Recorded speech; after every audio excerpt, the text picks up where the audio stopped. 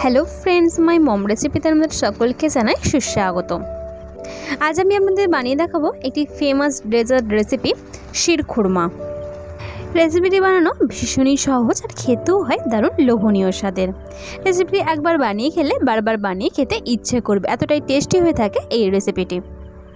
তাহলে চলুন দেখে নেওয়া যাক কীভাবে তৈরি করতে হয় স্পেশাল শিরখুরমা। এরকমই সহজ সরল এবং নিত্য নতুন রেসিপির আপডেট পাওয়ার জন্য আমার চ্যানেলটিকে সাবস্ক্রাইব করে আমার পাশে থাকবেন আর ভিডিওটি প্রথম থেকে শেষ পর্যন্ত দেখার অনুরোধ রইল। তাহলে চলুন আর দেরি না করে চটপট আজকের রেসিপিটি শুরু করে নেওয়া যাক। প্রথমে আমি একটি চুলায় হাঁড়ি বসিয়ে নিয়েছি। এবার এই হাঁড়ির মধ্যে দিয়ে দেব দুধ। আমি এখানে 4 লিটার দুধ ব্যবহার করেছি। দেখুন সমস্ত দুধগুলো আমি দিয়ে দিলাম।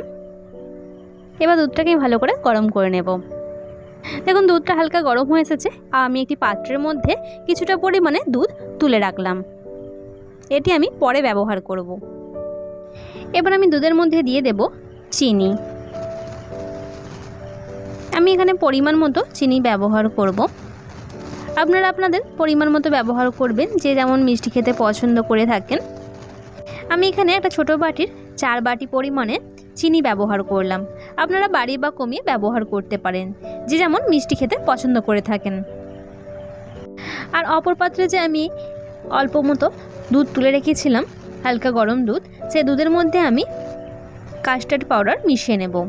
আমি এখানে পরিমাণ মতো কাস্টার্ড পাউডার ব্যবহার করলাম। কাস্টার্ড পাউডারটা দিয়ে নেওয়ার পর খুব ভালো করে গুলিয়ে নেব। দেখুন হালকা গরম দুধের মধ্যেই কিন্তু এটা গুলিয়ে নেবেন, নাহলে কিন্তু দলা পেকে যেতে পারে।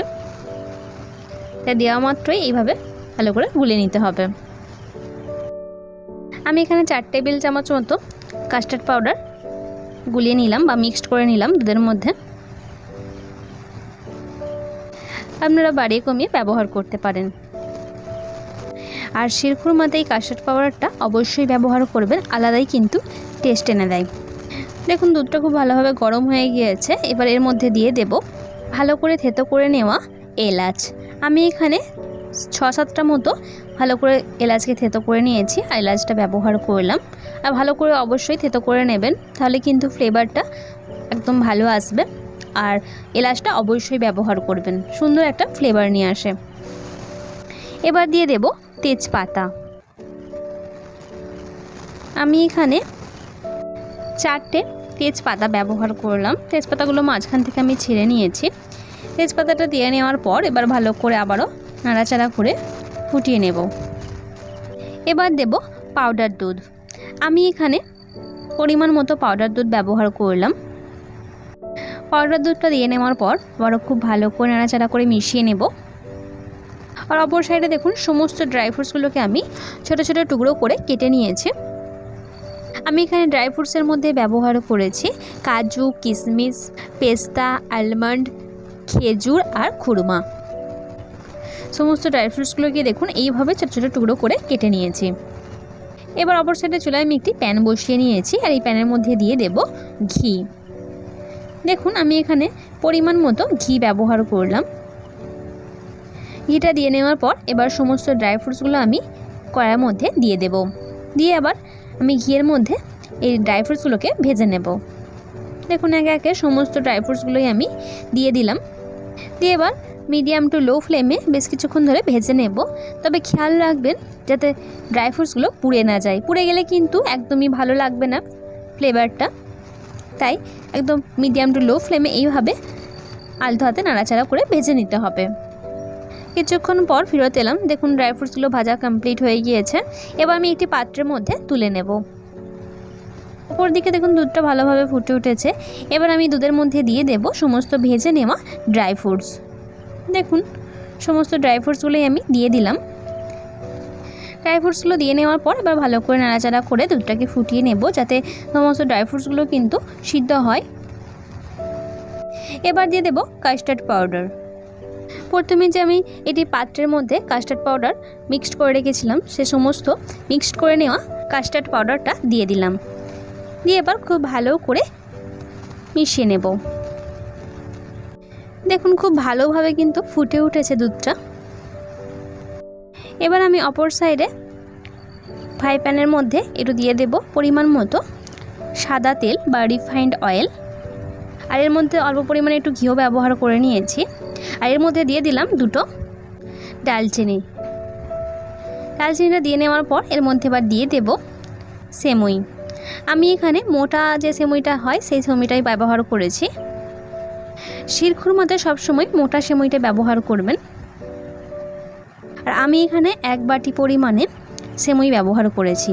আর সেমুইগুলোকে দেখুন এইভাবে ছোট ছোট করে ভেঙে নিয়েছি। অবশ্যই এই ছোট ছোট করে ভেঙে নেবেন। আর সেমুইয়ের পরিমাণটা কিন্তু বেশি ব্যবহার করবেন না, অল্পই ব্যবহার করতে হবে। আমি এখানে 4 লিটার দুধে 1 বাটি সেমুই ব্যবহার করেছি। এবার সেমুইটাকে এইভাবে আলতো হাতে নাড়াচাড়া করে ভেজে নিতে হবে বেশ কিছুক্ষণ ধরে। কিছুক্ষণ পর ফিরত এলাম। দেখুন সেমুইটা কিন্তু একদম ভালোভাবে ভাজা কমপ্লিট হয়ে গিয়েছে। এবার আমি গ্যাসের ফ্লেমটা অফ করে দেব। এবার আমি ভেজে নেওয়া সেমুইটাকে দুধের মধ্যে ঢেলে নেব। দেখুন সমস্ত ভেজে নেওয়া সেমুইটা আমি দুধের মধ্যে দিয়ে দিলাম। দিয়ে এবার খুব ভালো করে নাড়াচাড়া করে বেশ কিছুক্ষণ ফুটিয়ে নেব, যতক্ষণ না দুধটা গাঢ় ঘন হয়ে আসে। দেখুন খুব ভালোভাবে ফুটে উঠেছে। এইভাবে বেশ কিছুক্ষণ ফুটিয়ে নিতে হবে। আর এইভাবে অনবরত কিন্তু নাড়াচাড়া করে নিতে হবে, নাহলে কিন্তু তলা থেকে লেগে যেতে পারে। আমি যেই স্টেপ বাই স্টেপ করলাম এই স্টেপ বাই স্টেপ কিন্তু আপনারাও করবেন, তাহলে কিন্তু দারুণ ফ্লেভার আসবে আর দারুণ টেস্টিও হবে। এবার দেব খোয়া ক্ষীর। আমি এখানে 200 গ্রাম মতো খোয়া ক্ষীর ব্যবহার করেছি। আর খোয়া ক্ষীরটাকে ভালো করে হাতের সাহায্যে গুঁড়ো করে নিয়েছি। খোয়া ক্ষীরটা দিয়ে নেওয়ার পর আবারও খুব ভালো করে নাড়াচাড়া করে মিশিয়ে নিতে হবে। দেখুন অনেকটাই ঘন হয়ে যাচ্ছে, আর একটু ঘন করতে হবে। বেশ কিছুক্ষণ পর ফিরত এলাম। দেখুন শিরখুরমা বানানো একদম কমপ্লিট হয়ে গিয়েছে। এবার আমি গ্যাসের ফ্লেমটা অফ করে দেব। দেখুন অনেকটা ঘন হয়ে এসেছে, আর ঠান্ডা হয়ে যাওয়ার পর কিন্তু আরও ঘন হয়ে আসবে। এবার আমি চুলা থেকে নামিয়ে নেব। আর শিরখুরমাটাকে ভালো করে ঠান্ডা করে নেওয়ার পর ফ্রিজে ঢুকিয়ে তারপর যদি খান তাহলে আরও টেস্টি লাগবে। দেখলেন তো কত সহজভাবেই বানিয়ে ফেললাম শিরখুরমা। আমার আজকের এই স্পেশাল শিরখুরমা রেসিপিটি আপনাদের কাছে কেমন লাগলো সেটি আমাকে কমেন্টের মাধ্যমে অবশ্যই জানাবেন। আর যদি ভালো লেগে থাকে তাহলে আপনারাও বাড়িতে ঠিক এইরকমভাবে বানিয়ে নিতে পারেন। আশা করছি আপনাদের সকলের খেতে ভীষণ ভালো লাগবে। যদি ভালো লেগে থাকে ছোট্ট একটি লাইক এবং প্রচুর প্রচুর শেয়ার করে দেবেন। আজকের মতো তবে আমি আপনাদের কাছ থেকে বিদায় নিলাম। কাল আবার দেখা হচ্ছে নতুন কোনো এক রেসিপির সঙ্গে। লাস্ট অবধি আমার সঙ্গে থাকার জন্য আপনাদের সকলকে অসংখ্য ধন্যবাদ। আপনারা সকলে ভালো থাকবেন এবং সুস্থ থাকবেন।